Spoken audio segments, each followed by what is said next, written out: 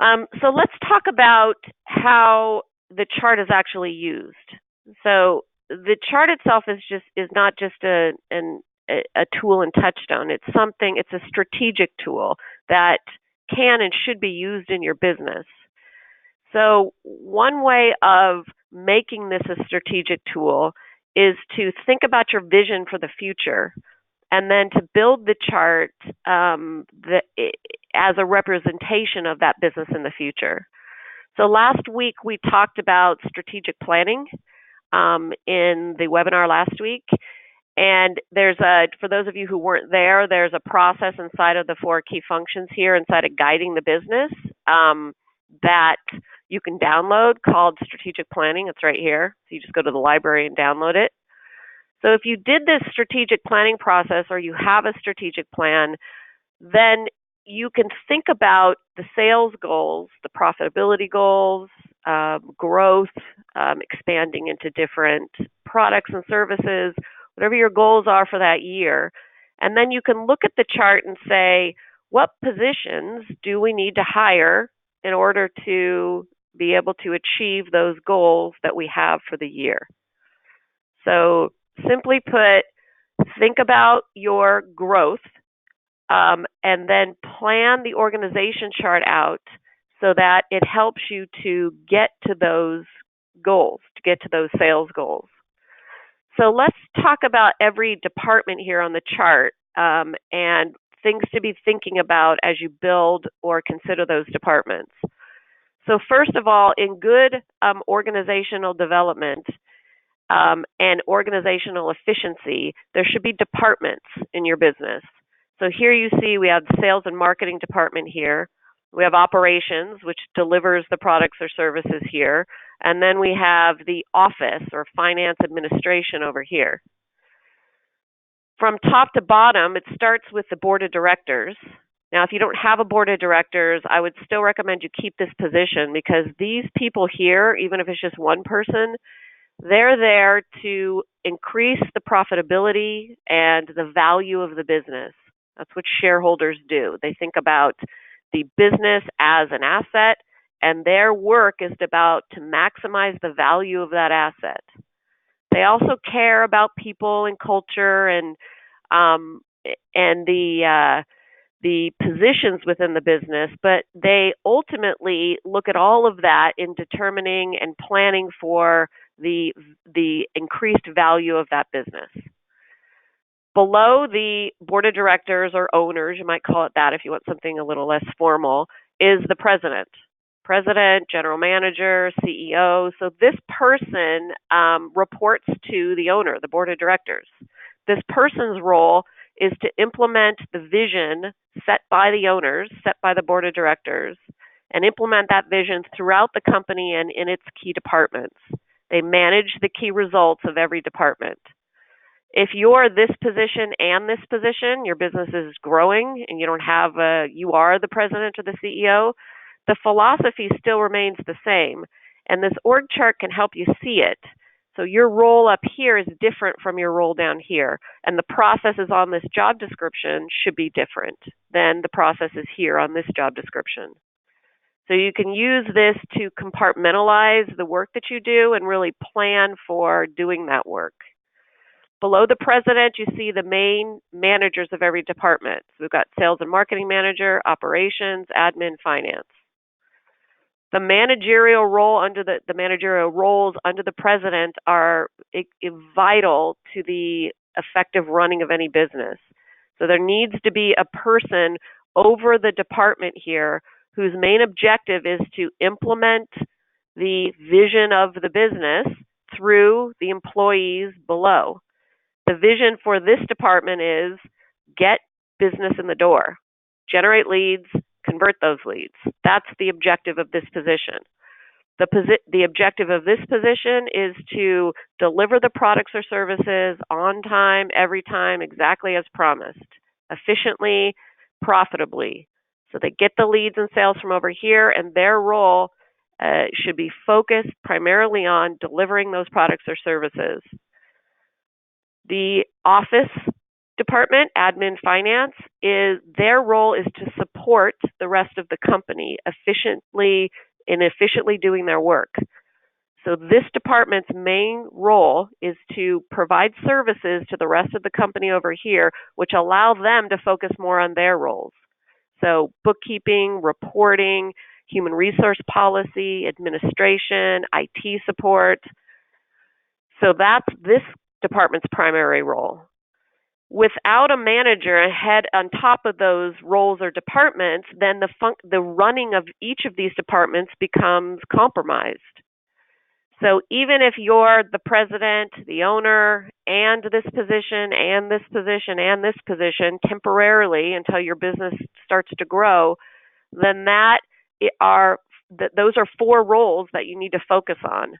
So hopefully most of you are not in that situation, but if you are, don't put those positions in your future org chart, because it's again vital to the efficient running of any business. So starting here with sales and marketing, below the manager, there are 2 main results that need to happen within this department. There needs to be the generating of leads, and that's these people here. And then there needs to be the converting of those leads, which is these people here. There's a difference between activities and work that is done to generate leads and activities and work that are done to convert leads. Typically, these people don't necessarily have the same skill set as these people, especially in today's world of internet marketing, social media. There's a whole skill set to that, which is important to have processes for and hire people to do. So think about, when constructing this department, think about the growth sales goals of your business for the year. Consider how your lead generation activities will need to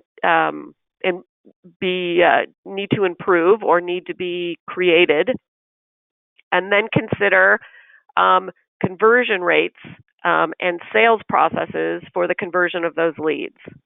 So I'll say it again. Think about the lead generation activities, the advertising that you need to implement throughout the year to generate enough leads to then have enough for the business to grow, for your sales goals to be attained. Then think about all the leads coming in from these activities and then the conversion of those leads. So marketing is a science to a certain degree. I mean, it's an art, but it's also a science. What I mean by that is you should be able to say, I have $10,000, I'm going to invest in lead generation activities. That's going to produce a certain number of leads, and then those leads will be converted at a certain rate. That's how it's a science. So think about these numbers in your own situation.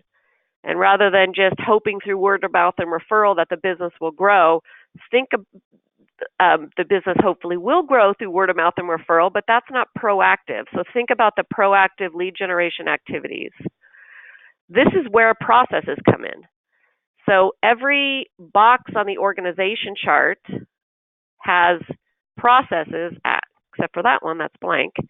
Every box on the organization chart should have processes within it that either generate those leads or convert those leads. So here we've got appointment process, selling processes. So the salespeople are hopefully using processes that they're trained in to convert those leads. So when you're saying that, when you're thinking we need to get the conversion rate up, it's about dialing in that process to be able to count on it converting leads at a certain rate. It's not about people doing things, it's about the process and the people using the process. Same is true here in advertising. So each of these boxes on the chart should have processes in it, which are the lead generation activities that you're investing your money in and that leads are coming from. So plan out this department based on your goals and keeping in mind lead generation and lead conversion and what your goals are for that. Those 2 numbers or those 2 activities are going to allow you to see what positions you need here. So if this department's coming together and leads are starting to flow in, the conversion is happening, then all of that new work is then being put on this department. So within an operations department, you want to think about how you're going to scale it. So again, we're talking about how to plan for your organizational strategy. So how to plan for the growth of the business. When new leads are coming in and new sales are coming in, these people need to deliver what is sold on time, every time, exactly as promised. So in this department, you want to think of the key positions that you need to be able to deliver those services. So this is an example. It's kind of twofold. This is it's probably a production or manufacturing type of setup. So we've got technicians here, and then you have kind of warehouse over here. But the same concept could be true for service delivery. You imagine this just says senior service, lead service, apprentice service. So think about the products and services you offer. Think about the positions that are necessary in order to get that work done, and then create the structure within your operations department. Sometimes it's good if you haven't thought about organization strategy to kind of wipe your mind clean with it and look at this anew and say, if I was to build a business delivering and doing what I do, how would I construct it? And get out of your mind all the people and personalities and your brother and sister that work there and all the issues you've had with people. Just set that aside for a moment and think about what would a good functional operations department look like. There's a technique in operations that works really well, and it's this that you're seeing. So this is entry level. This is the junior, and then this is the senior. I've got it here too. This is entry level advertising assistant. This person might do easier things related to advertising, and then this is the senior position. Warehouse, same thing. This is the associate. This person does not as complicated work as this person. When you're a service delivery company or a production company, this kind of setup helps when you're thinking about scaling your business. So I hire people here. They learn the processes on this job description. Then they're moved here. And then they learn the processes on this job description. And then they move here. So this is called growing your own talent from within. You're hiring here, moving here, moving here. You own this training process. So when people are here as apprentice and they're hired in, then they learn these processes. You could even decide how long it's going to take them to learn each process and put a time to each one of these that they're supposed to learn. Then when they've mastered those processes, you move them up here, and then they learn these processes. And these are a little more advanced than the ones below. Then when they've learned these processes, they move here. So it might take, depending on how complicated your business is, it could take a year from someone to go from here to here. It could take 3 months. It could take 6 months. It could take 3 years. It just depends, again, how complicated your processes are. But the value of building it this way is you can then plan for that. You can say, we're implementing a ton of new lead generation activities. Our leads are converting at this rate. So as we move into the second quarter, we're going to have X amount of more work. So we need to hire 3 people here, so then that we can grow and develop them up into here in time to deliver those new services. In a growing small business, it's always a balancing act between this department, sales and marketing, and this department, operations. And you all know what I mean. It's this constant juggle. So what the situations we find ourselves in are either there's not enough leads coming in here, and so these people, you're laying people off, your overhead is too high, or it's the opposite. Tons of leads and sales are coming in, and these people just can't deal with it because they're not trained. There's not enough of them. So that situation is where you're hearing yourself say, I can't find good people. Nobody's as good as me. Nobody's as good as Bob. I've looked everywhere. Everyone's irresponsible. I hate the millennials. All those things that you say to yourself. And it's because you're in dire straits. You need someone to do the work now, and you're going out trying to find that person. And sometimes you could get lucky and find the senior tech, and oh boy, that guy's great. Most of the time you don't, though. So this is why growing your own talent from within and planning for that is so important. It costs money, though, right, to grow someone from here to here to here. So it takes time and it takes effort. But TouchStone and your processes are everything when it comes to this. Because if you can count on the fact that they can learn the processes here, learn them here, and then move here, that helps in what this buzzword everyone uses called scaling the business, being able to grow it systematically, being able to count on your training processes. So think about your own version of this. What would it look like? What positions do you need within your organization structure? This position right here, customer service, is a good one that sometimes people ignore. In smaller businesses, the manager could do the customer service, but this is complaints. It's making sure you get referrals. So customer service, sometimes is over here. Just depends on where you like to see it the most. But don't forget the work of this position.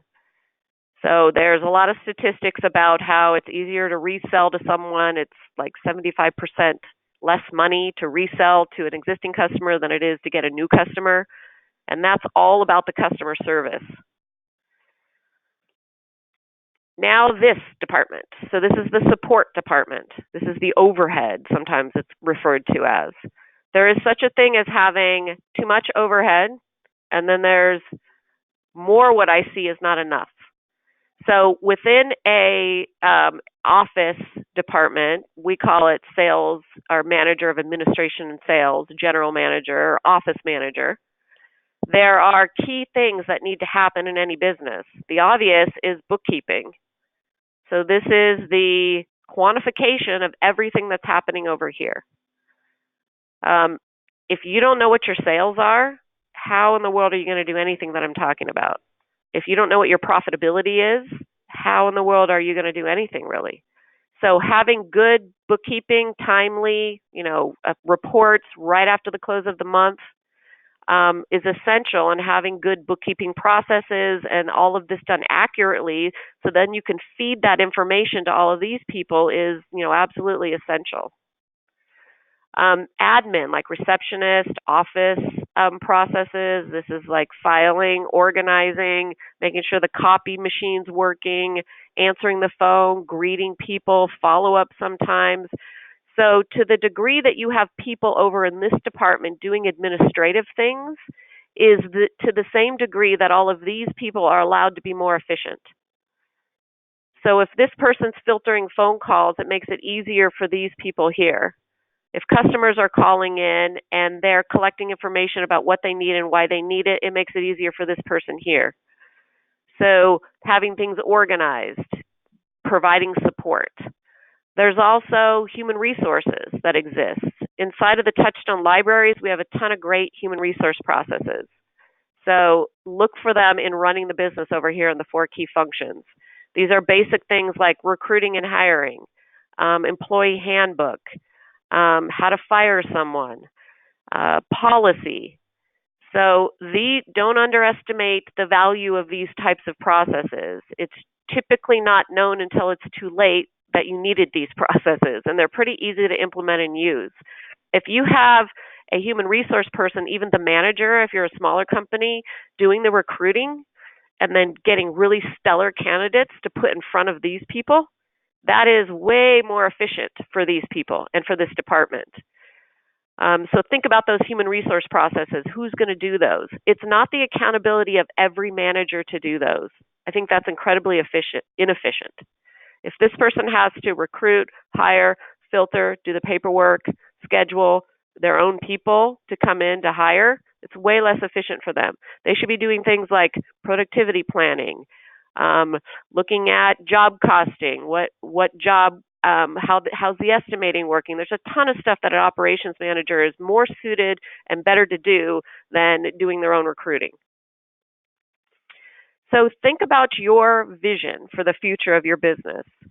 Consider what we talked about here: lead generation, lead conversion, conversion rates.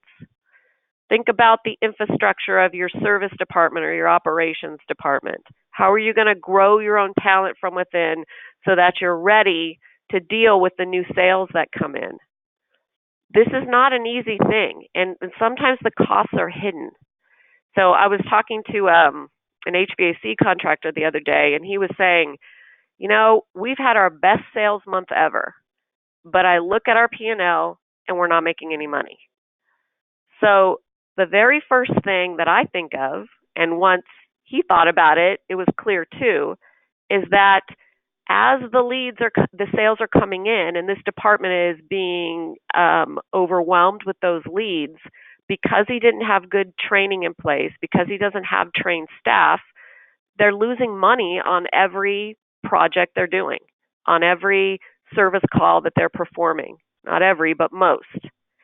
And it's cost of goods sales where they're losing the money. So what that means is it's taking this guy, say, twice as long to do it as this guy. Or this guy's making mistakes that are causing materials to be overrun. So there are these little subtle mistakes that are happening because of lack of training, lack of oversight, because there was no operations manager. And that's a variable cost. So the more the sales go up, he can sell things all day long. He could have quadruple his sales in 1 month. But if the variable costs aren't in alignment, he's going to lose money every time. So that's just another reason why thinking about the efficiency of this department is so important. Start measuring the time it takes people to do things, and then you'll see. Just simple time sheets can help. Some of you have more elaborate production management software which does this for you, but those of you who don't, just simple timesheets. Figure out how long it's going to take. How long does it take someone who comes in brand new? So this guy's just looking over this guy's shoulder in that example, and he's kind of teaching them as he drives around, which is incredibly inefficient training. But add all that up and see what it's costing you. And then when you hear me talk about doing levels and training this guy for 6 months and this one, you're going to see quite quickly how the expense of doing it the way you're currently doing it is way more than what I'm talking about here. Someone's asking a good question I'm going to answer. I have a few questions coming up, but I'm going to answer this question because I get this question almost every time and I love it. So he's asking what happens if you spend I'm paraphrasing your question. He's asking what happens if you spend all this time training this guy from here to here, and then he gets here and quits. That's one of the risks. The only way to combat that is to make your business a place where everybody wants to be. Create a culture that is alive. Value your employees. Ask them how they're doing. Create an environment where they want to be. I read this statistic the other day because I love business statistics. Something like 75% of the time, people quit because of this person, or this person, or this person, or this person. It's management. It's bad management. I hated that manager. He was horrible. You guys have probably all heard this in one way or another. Bad management is oftentimes the culprit in why people quit. What you can do to combat that is have managerial processes. Train your managers in them. We have a lot of great managerial processes over here in guiding the business. Create a place people want to be. Michael Gerber says this in the E-Myth book. Create a game worth playing. That's how he says it. Jim Collins also says it. He said, find people that want to be on your bus. Well, you have to have a nice bus in order for people to want to get on it. So work on your management philosophy. Deal with toxic people. Deal with it. And care about your employees. Simon Sinek is also a really great business philosopher, and I saw a podcast of his the other day, and he talked about this scenario where you have a salesperson, say, and the salesperson's had 75% conversion rates for a year, and then suddenly they are dropping the ball, they're not following up on leads, their conversion rate's horrible, sales are getting lost. And so the manager goes to that person and says, God damn it, what is wrong with you? What is happening? Your conversion rate is horrible. What Simon Sinek said to do instead of that, which I wholeheartedly agree with, is to sit down with that person and say, how are you? What's going on in your life? Then say, what's up with the sales and follow-up processes? Let's talk about those. So it's just a different way of being, and it creates a place where people want to be. And that's really your only way to make sure people stay in this senior tech position. In fact, if you have a place people want to be, you're going to have all the senior techs from your competitors' businesses coming to you because it's going to be a great place to be. Just this simple act of having an org chart and saying, you're going to start here, and then you're going to go here, and then you're going to go here, that is a breath of fresh air to most employees. It's tangible. You have to learn this. It's going to take you 6 months, and then here, and then here. Wow, I can see how I'm developing as a person and how my career is going to go. So think about this future organization chart. Now let's talk about, so build your future chart and then use it. So let's talk about how that can happen, because this isn't a theoretical exercise that's going to happen in a year. This is something you can use right now.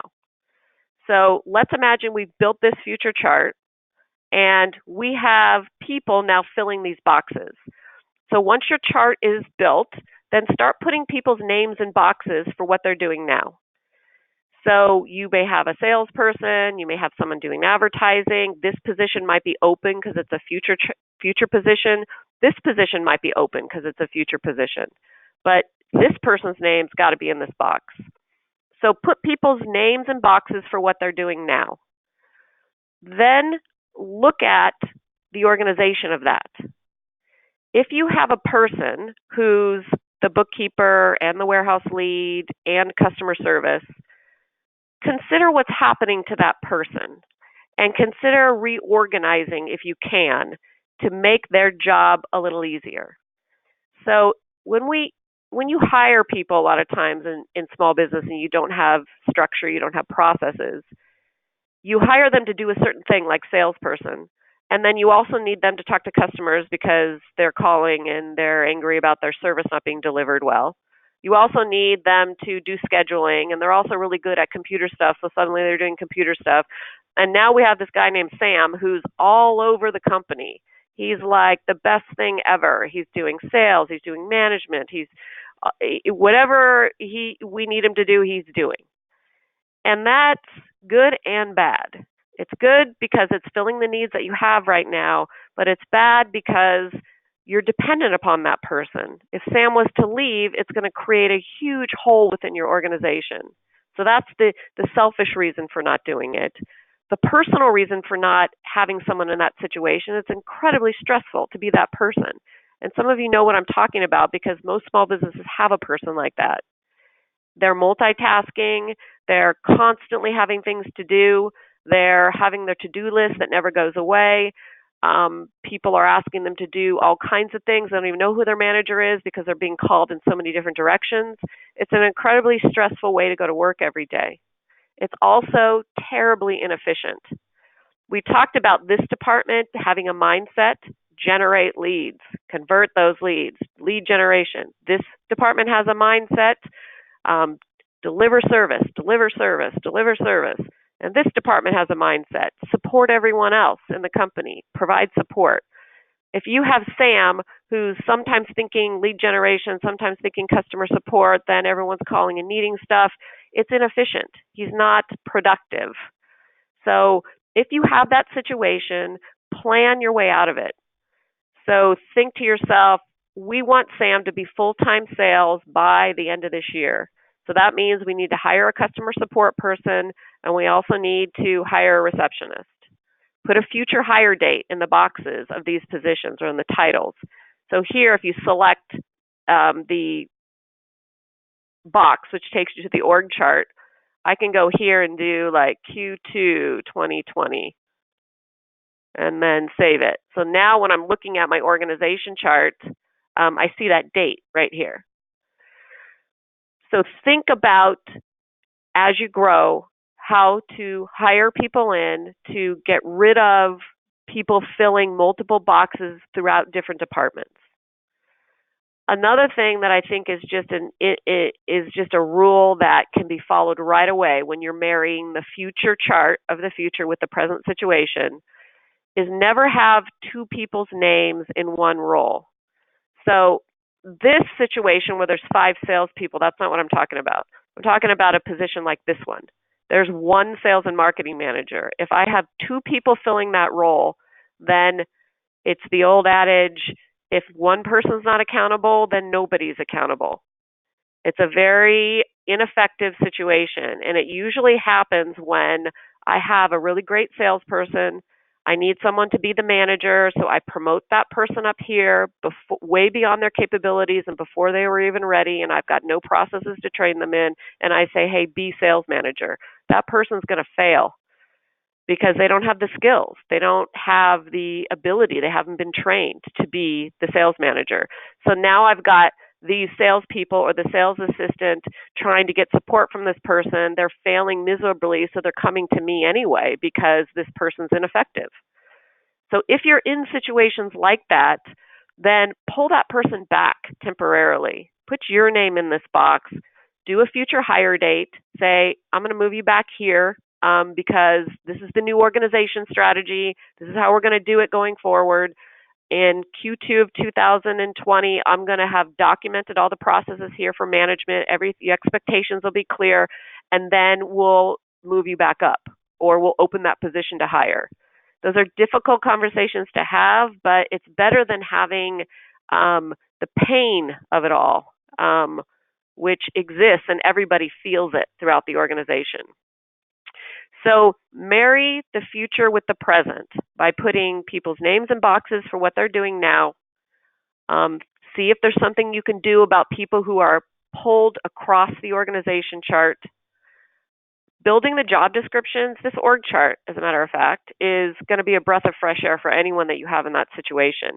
Because for the first time, they're going to be able to see, I'm a salesperson, I'm the bookkeeper, I'm the receptionist, I'm also customer support. So they're going to be able to see it in more of a structured way. And then that's going to allow you to delegate better. It's going to allow you to delegate the work in a better way.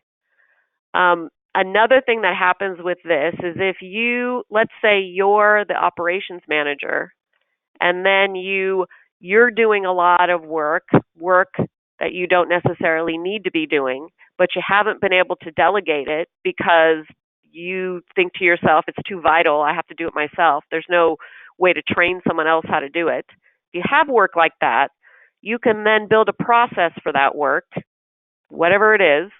And this is reminding me of a situation like 2 weeks ago where there was literally the sales and marketing or the admin finance manager, and he was doing the gifts that they send out to their customers, which is really important, but he's doing that work. And I said to him, let go of that. You got other more important managerial things to do. And he said, well, I can't because no one else knows how to do it. Well, that's a pretty obvious example. Document the process for that and then delegate it to this person. So document the processes for these positions and then delegate them to the people below. It's a way to get out of work that a manager shouldn't even be doing in the first place. So for those of you who don't know the connection between the 4 functions in the org chart, I'm just going to show you that here quickly. So this is that position we just added. How TouchStone is organized is all the processes from the 4 functions over here are linked to one box or another on the org chart. So that's how these job descriptions appear. So for those of you who weren't here last week, over here in the 4 functions, this is going to be a list of all of the processes that you have in your business. Master list is here. Pull things from the library, list things out here. So once you've got this master list of processes, you then go back to your org chart and you assign them to positions on the org chart. So I go add existing process. This is just strategic or tactical section of the job description. I go to the sub-functions and I look for the processes that this position is responsible for. If it's a finance position, I choose that sub-function. Now here's all the finance processes. So then I just choose the one that this position is responsible for and I hit save.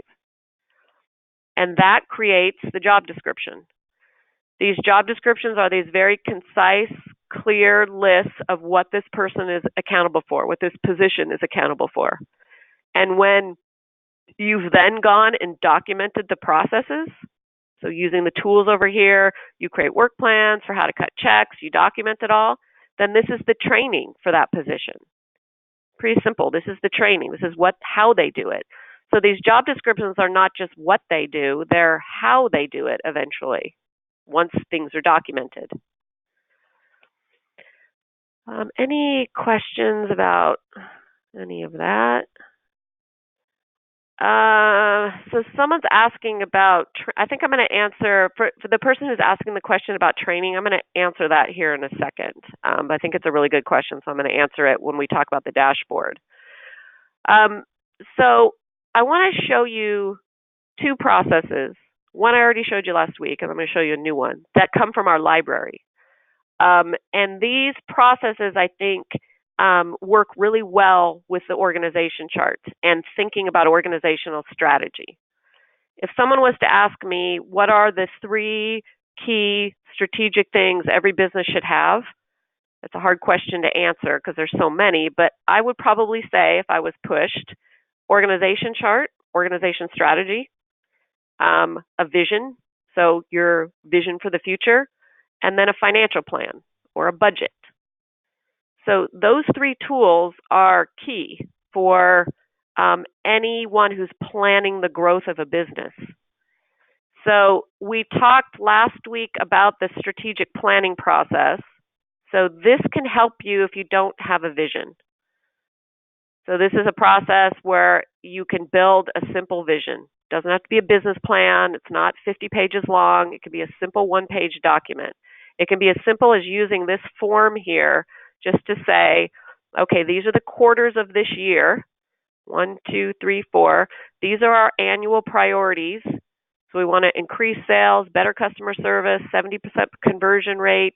We want to implement social media to produce leads. So you put in all your annual priorities. You can add a little description here. And then you break them into quarters. You say, what are we going to do the first quarter? So if you're thinking about your organization strategy and you're going to improve your conversion rate by 70% by working on the sales process, or you're going to increase leads by 20% because you're going to implement new social media, then you need to start to think about, okay, if these leads start coming in like they should by Q2, then we need to start to hire some apprentice service people or technicians. So this is a way to do a simple strategic plan for the year. It doesn't even have to be written out if you don't want it to be. These are just key goals that you would go over. So if you have these goals here, then we go back to the organization chart. So this is a picture of those goals. So these should be the positions. Going to hire this in Q3. Those 2 people will be up here by Q4. So use the organization strategy and the vision together. Then the last piece is a budget. So inside of running the business, just clicking running, you can go here to the library and download our budgeting process. There's nothing, out of the ordinary about the budgeting process. It's a template, and it really is just as simple as that. So we have a few work plans here on if you want to export data from QuickBooks. This is like a step-by-step for that. This is a budget creation work plan. This is a monitor and report work plan. But the heart of it is the templates. You can go on the internet and find any template. In fact, a lot of your accounting systems probably have a budget template. We have some break-even ratios and stuff like that if you're interested in learning about that. But here's the budget template. I'm just going to hit View File here, and it'll open.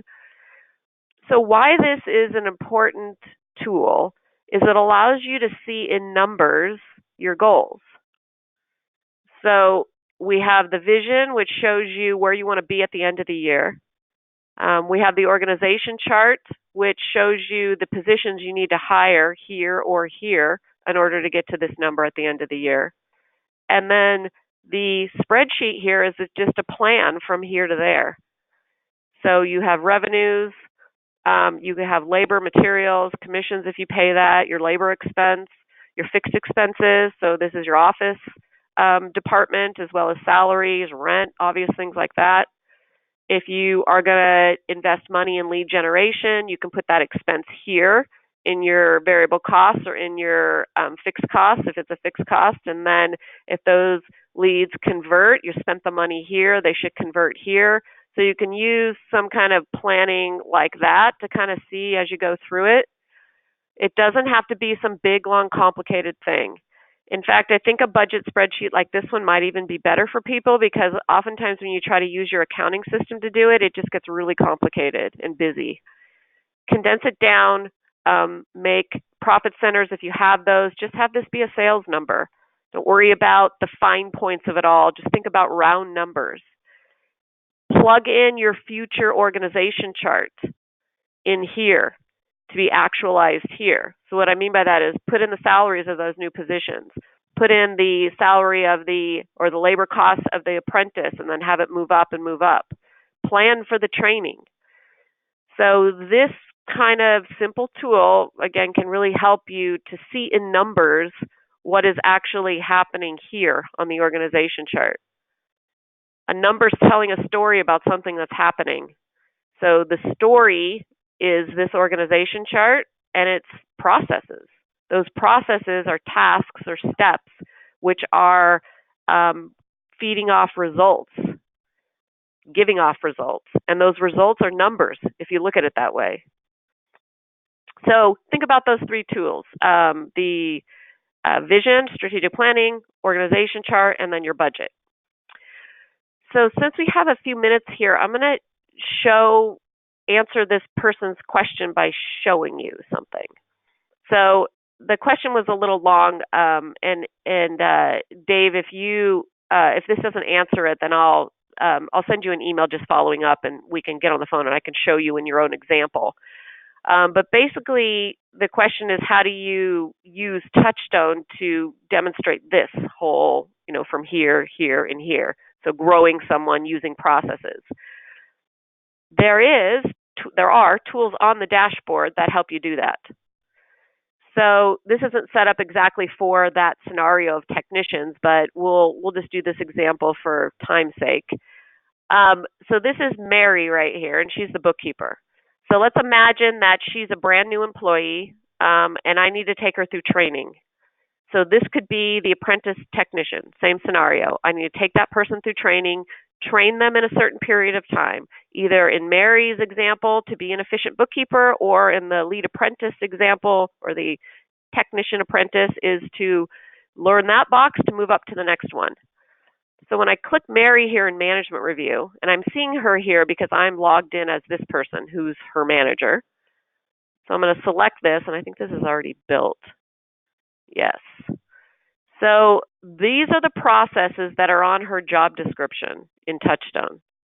So they're on the org chart. These processes have been linked to her job description. So when I select her from the dashboard, I'm seeing these processes. If she was to log in, she sees these same processes. It looks a little different here on the dashboard because I've used this tool here to create groups. So I just hit Create Group, and I put in weeks. Let's call this week 5. And then I've taken the processes and move them into the groups. So here's this. I just move that down here. So what a manager can do for that technician apprentice or for a bookkeeper, any position, build weeks. So think about, for an average person to learn all those processes, how long should it take? Now, there are always going to be, variable processes and things they do once or twice. So here we're focusing on the key rudimentary work that exists in that position. So then I've organized them into weeks. So I've said it's going to take 5 weeks to fully train the bookkeeper. And then I've taken the processes and just drag and drop them into the weeks. You can organize these in a way that makes sense for training. So these are like planning things. So these together, they kind of relate to each other. So let's do that all in 1 week. These are all about paying and bills and receiving money. So those are together. So you can organize them kind of, how they fit together.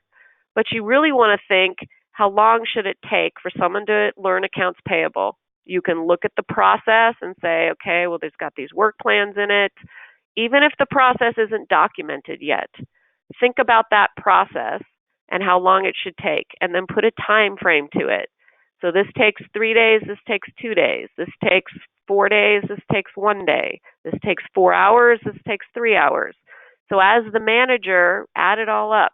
If you've never done this before or thought about this before in terms of your subordinate's work, then guess. Guessing is better than not doing anything at all. Once you do this once, it's going to become apparent. But think about, on average, how long should it take? And then build it into training weeks. So now I know she's going to be trained in 5 weeks, and this is 1 and 2, 3 and 4. So now Mary here can log into TouchStone in her dashboard, and she'll see her control panel here, Bookkeeper, and she'll see the weeks. And then she can go to accounts payable, and she can study this, read this, watch videos if they're in here, memorize it, watch someone else do it for a while, practice it. And then when I'm happy with her training here, I just click this little flag that says train all, and these little check marks appear. I can even keep notes inside these processes regarding her training. And so now I know, oops, I went too far. Now I know she's trained in this process. She's got this little check mark, and now we're going to go to this one. So this is a way to use TouchStone to step a person through their training. Now, even if none of the processes are documented, this is still a far better way of doing it than what we call the tribal method of training, where it's like, just come watch me for a while. This is way better. You can even have Mary in accounts receivable through her job description on the org chart, documenting it as she's learning it. You know, in the tribal method of training, people are furiously taking notes, sticky notes, notepad paper. They're trying to remember what you're saying. So why not have them do it in TouchStone? Why not use the training as an opportunity to develop the processes? Another thing that you're going to gain by doing it this way is you're going to start to see the numbers behind all of this. So when I said in the budget that those numbers represent a story, well, in each of these processes, there's a certain amount of time it takes to learn the processes for a competent person. If Mary ends up not being competent, I'm going to see that much sooner than I would if I didn't do it this way. If it takes her 4 weeks to just learn accounts payable, well, we had a problem, right? She's not a good fit. There's an issue. So that's a benefit of this. The other benefit has to do with the vision, the org chart, and the budget. If I'm in this scenario and I'm going to hire this person, if I've planned it out like you just saw, I know it's going to take 5 weeks for this person to learn what they need to learn. Then they're going to move up here, and it's going to take them 10 weeks to learn this, and then they're here. So while a person is here in that 5 weeks, I have to plan in my budget for the expense of that, the cost of the training. Then when I move them up here, there's a cost there. So if you're looking at it in weeks and you've timed it out, you can apply their wage to that plus overhead management, and then suddenly you know it's going to cost $5,000 or $10,000 to hire someone here and move them up to here. Now that's golden, right? When we're talking about the budget, that's huge because you see the expense of scaling your business. You see the actual expense. This expense is usually hidden in the tribal method of training because it's just a blur. Now you're seeing it in a more concrete way. So we're near the end here, but I'm just going to tell you my joke since we're talking about this subject. So the CFO or the CEO says to the CFO, it's going to cost us so much money to train all these people. You see the expense of it. And then the CFO says, yeah, but what if we don't do it? So the CFO says, yeah, what if we don't do it? And so that's the joke, but that's the reality. It's going to cost you so much to train. Yeah, but what if you don't train them? What if they just don't get trained? Is that an alternative?